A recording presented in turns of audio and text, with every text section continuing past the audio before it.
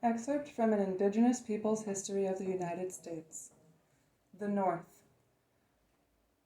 What is now the U.S. Southwest once formed with today's Mexican states of Sonora, Sinaloa, and Chihuahua, the northern periphery of the Aztec regime in the Valley of Mexico. Mostly an alpine, arid, and semi-arid region cut with rivers, it is a frail land base with rainfall a scarce commodity and drought endemic. Yet in the Sonora Desert of the present-day southern Arizona, communities were practicing agriculture by 2100 BC and began digging irrigation canals as early as 250 BC. The earliest evidence of corn in the area dates from 2000 BC, introduced by trade and migration between north and south. Farther north, people began cultivating corn, beans, squash, and cotton around 1500 BC. Their descendants, the Acumel Onodam people, the Pimas, call their ancestors the Huhugam, meaning, quote, those who have gone, quote, which English speakers have rendered as, quote, Hohokam, end quote. The Hohokam people left behind ball courts similar to those of the Mayas, multi-story buildings, and agricultural fields. Their most striking imprint on the land is one of the most extensive networks of irrigation canals in the world at that time. From AD 900 to 1450, the Hohokams built a canal system of more than 800 miles of truck lines and hundreds more miles of branches serving local sites. The longest known canal extended 20 miles. The largest were 75 to 85 feet across and 20 feet deep, and many were leak-proof, lined with clay. One canal system carried enough water to irrigate an estimated 10,000 acres. Hohokam farmers grew surplus crops for export, and their community became a crossroads in a trade network reaching from Mexico to Utah and from the Pacific coast to New Mexico and into the Great Plains. By the 14th century, Hohokams had dispersed, living in smaller communities. The famed Anasazi people of Chaco Canyon on the Colorado Plateau in the present-day Four Corners region of Arizona, New Mexico, Colorado, and Utah thrived from AD 850 to 1000 to 1250. Ancestors of the Pueblos of New Mexico, the Anasazi, constructed more than 400 miles of roads radiating out from Chaco. Averaging 30 feet wide, these roads followed straight courses even through difficult terrain such as hills and rock formations. The highways connected some 75 communities. Around the 13th century, the Anasazi people abandoned the Chaco area and migrated, building nearly 100 smaller agricultural city-states along the northern Rio Grande Valley and its tributaries. Northernmost Taos Pueblo was an important trade center, handling buffalo products from the plains, tropical bird products, copper and shells from Mexico, and turquoise from New Mexican mines. Pueblo trade extended as far west as the Pacific Ocean, as far east as the Great Plains, and as far south as Central America. Other major peoples in the region, the Navajos, Diné, and Apaches, are of Athabascan heritage, having migrated to the region from the subarctic several centuries before Columbus. The majority of the Diné people did not migrate and remain in the original homeland in Alaska and northwestern Canada. Originally a hunting and trading people, they interacted and intermarried with the Pueblos and became involved in conflicts between villages engendered by disputes over water usage, with Diné and Apache groups allied with one another or with one or another of the riverine city-states.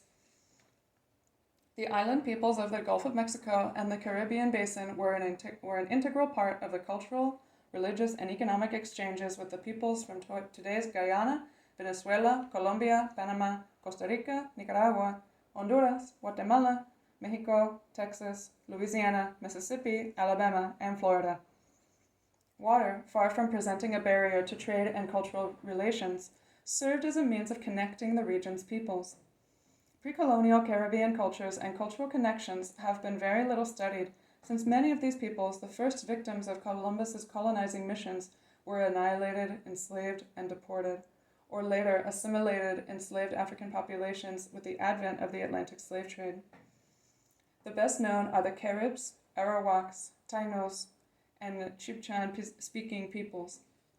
Throughout the Caribbean islands and Rim are also descendants of Maroons mixed Indigenous and African communities who successfully liberated themselves from slavery, such as the Garifuna people, quote, Black Caribs, end quote, along the coast of the Western Caribbean.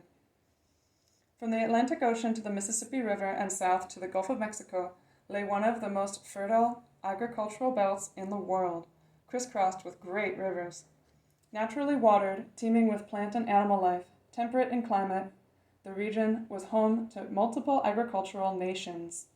In the 12th century, the Mississippi Valley region was marked by one enormous city-state, Cahokia, and several large ones built of earthen-steeped pyramids, much like those in Mexico. Cahokia supported a population of tens of thousands, larger than that of London during the same period. Other architectural monuments were sculpted in the shape of gigantic birds, lizards, bears, alligators, and even a 300-foot-long serpent. These feats of monumental construction testified to the levels of civic and social organization. Called, quote, mound builders, end quote, by European settlers, the people of this civilization had dispersed before the European invasion, but their influence had spread throughout the eastern half of the North American continent through cultural influence and trade. What European colonizers found in the southeastern region of the continent were nations of villages with economies based on agriculture and corn the mainstay. This was the territory of the nations of the Cherokee, Chickasaw, and Choctaw, and the Muskogee Creek and Seminole, along with the Natchez Nation in the western part of the Mississippi Valley region. To the north, a remarkable federal state structure, the Haudenosaunee Confederacy, often referred to as the Six Nations of the Iroquois Confederacy, was made up of the Seneca, Cayuga, Onondaga, Oneida, and Mohawk nations, and from early in the 19th century, the Tuscaroras.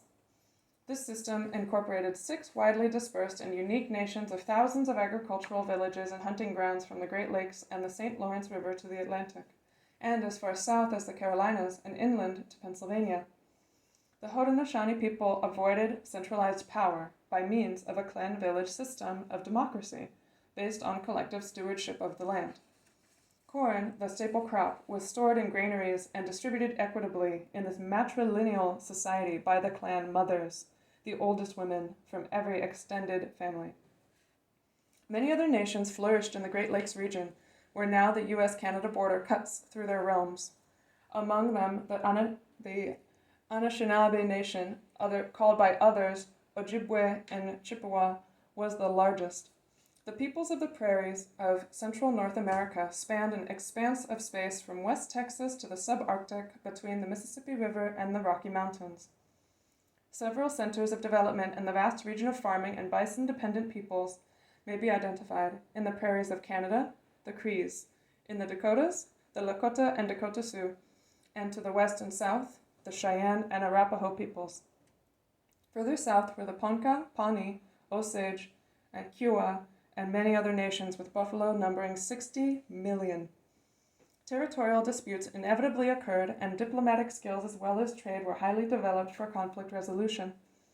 In the Pacific Northwest, from present-day Alaska to San Francisco, and along the vast inland waterways to the mountain barriers, great seafaring and fishing peoples flourished, linked by culture, common ceremonies, and extensive trade.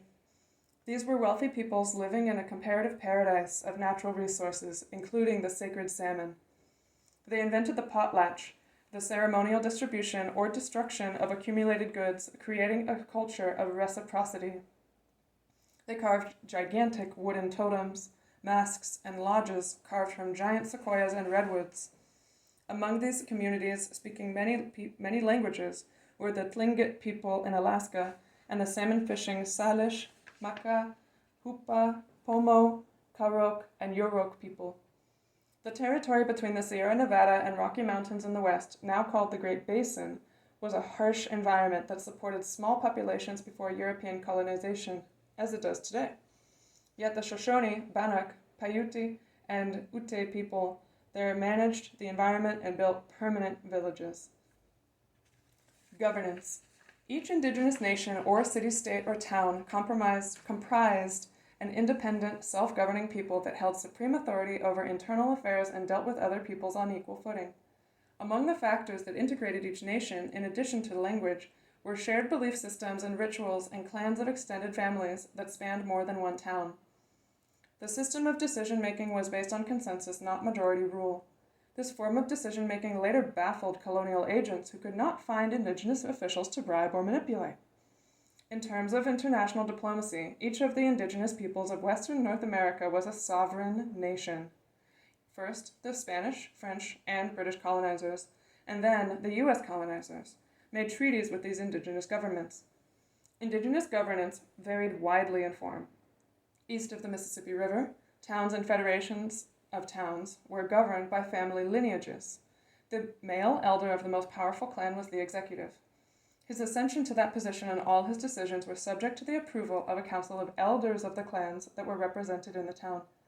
In this manner, the town had sovereign authority over its internal affairs. In each sovereign town burned a sacred fire, symbolizing its relationship with the spirit beings. A town could join other towns under the leadership of a single leader. English colonists termed such groupings of towns, quote, confederacies, end quote, or, quote, federations, end quote. The Haudenosaunee people today retain a fully functioning government of this type. It was the Haudenosaunee Constitution, called the Great Law of Peace, that inspired essential elements of the U.S. Constitution. Oren Lyons, who holds the title of the Faith Keeper of the Turtle Clan and is a member of the Onondaga Council of Chiefs, explains the essence of that constitution. The first principle, quote, the first principle is peace. The second principle, equity, justice for the people. And third, the power of the good minds of the collective powers to be of one mind, unity, and health. All of these were involved in the basic principles. And the process of discussion, putting aside warfare as a method of reaching decisions, are now using intellect, end quote. The Muskogees, Creeks, Seminoles, and other people in the Southeast had three branches of government: a civil administration, a military, and a branch that dealt with the sacred. The leaders of each branch were drawn from the elite, and other officials were drawn from the prominent clans. Over the centuries preceding European colonialism, ancient traditions of diplomacy had developed among the indigenous nations. Societies in the eastern part of the continent had an elaborate ceremonial structure for diplomatic meetings among representatives of disparate governments. In the confederations of sovereign towns, the leading town's fire represented the entire group, and each member town sent a representative or two to the federation's council. Thus, everyone in the federation was represented in the government's decision-making. Agreements reached in such meetings were considered sacred pledges that the representatives made not only to one another but also to the powerful spirit looking on. The nations tended to hold firm to such treaties out of respect for the sacred power that was party to the agreements. Relations with the spirit world were thus a major factor in government.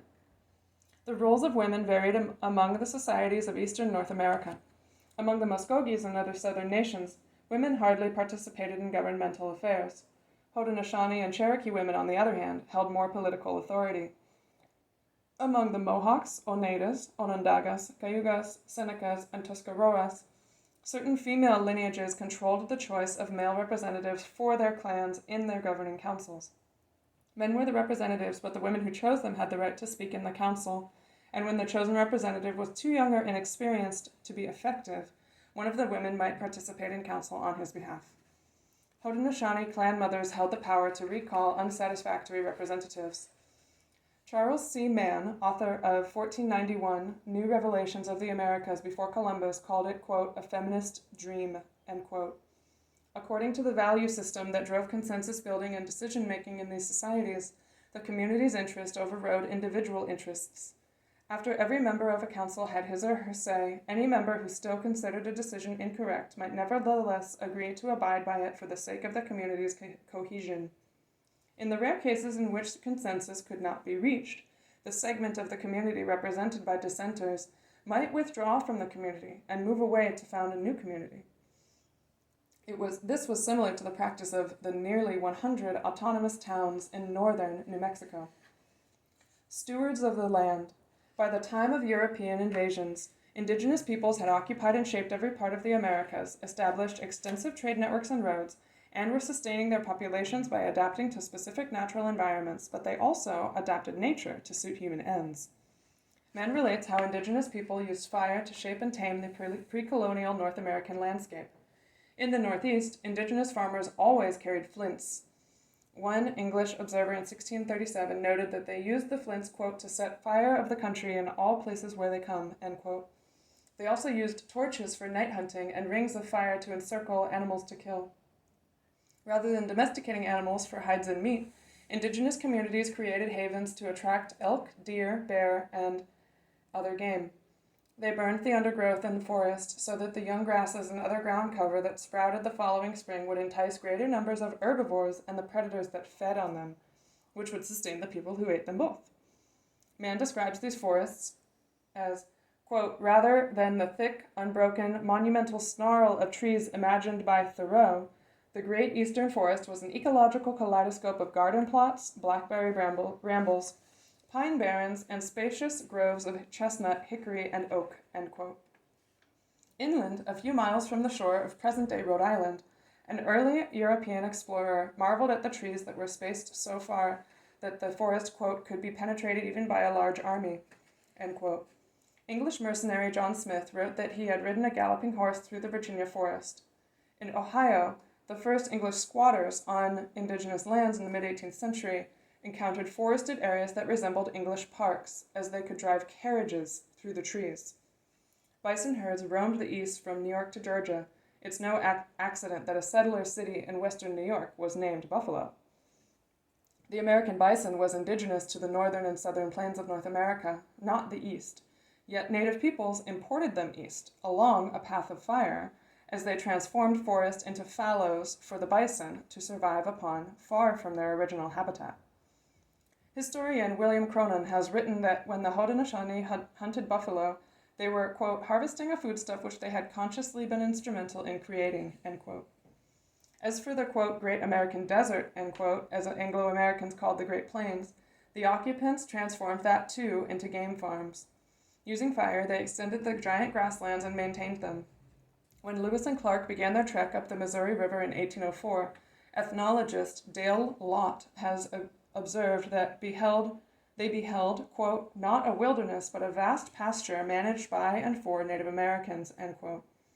Native Americans created the world's largest gardens and grazing lands and thrived.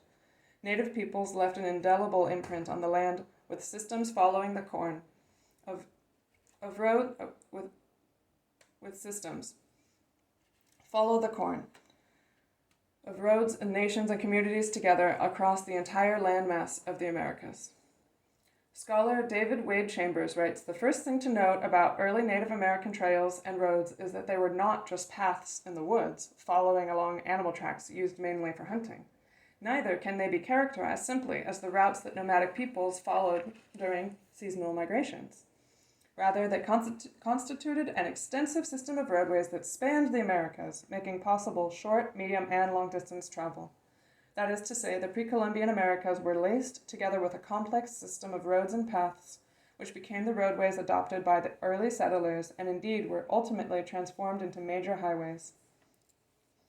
Roads were developed along rivers, and many indigenous roads in North America tracked the Mississippi, Ohio, Missouri, Columbia, and Colorado rivers, the Rio Grande, and other major streams.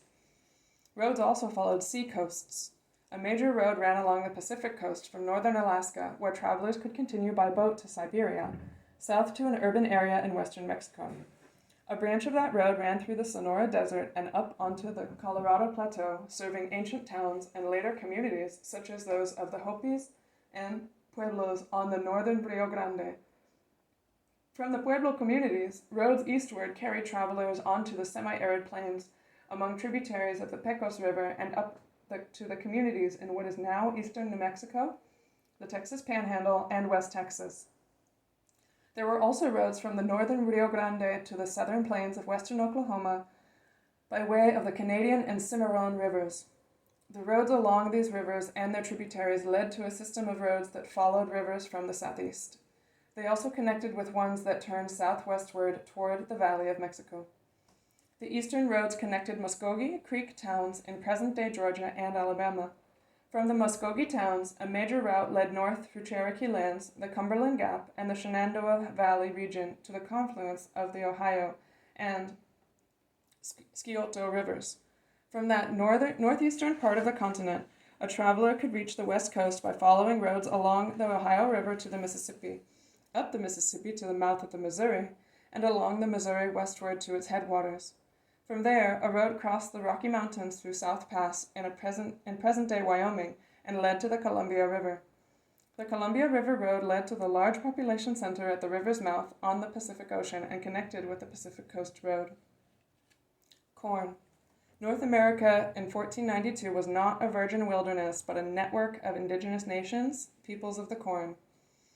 The link between peoples of the North and South can be seen in the diffusion of corn from Mesoamerica. Both Muskogees and Cherokees, whose original homelands in North America are located in the southeast, trace their lineage to migration from or through Mexico. Cherokee historian Emmett Starr wrote, quote, "The Cherokees most probably preceded by several hundred years the Muskogees in their exodus from Mexico, and swung in a wider circle, crossing the Mississippi River many miles north of the mouth of the Missouri River, as indicated by the mounds.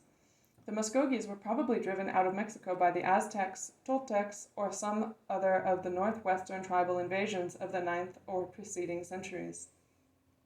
This is evidenced by the customs and devices that were long retained by the Creeks. Another Cherokee writer, Robert Conley, tells about the oral tradition that claims Cherokee origins in South America and subsequent migration through Mexico. Later, with U.S. military invasions and relocations of the Muskogee and Cherokee peoples, many groups split off and sought refuge in Mexico, as did others under pressure, such as the Kickapoos. Although practiced traditionally throughout the indigenous agricultural areas of North America, the green corn dance remains the strongest among the Muskogee people. The elements of the ritual dance are similar to those of the Valley of Mexico. Although the dance takes various forms among different communities, the core of it is the same, a commemoration of the gift of corn by an ancestral corn woman. The peoples of the corn retain great affinities under the crust of colonialism. This brief overview of pre-colonial North America suggests the magnitude of what was lost to all humanity and counteracts the settler colonial myth of the wandering Neolithic hunter. These were civilizations based on advanced agriculture and featuring polities. It is essential to understand that the migrations and indigenous peoples' relationships prior to invasion, north and south, and how colonialism cut them off. Bibliography Citations. Ortiz, Roxanne Dunbar, An Indigenous Peoples' History of the United States. Beacon Press, 2014.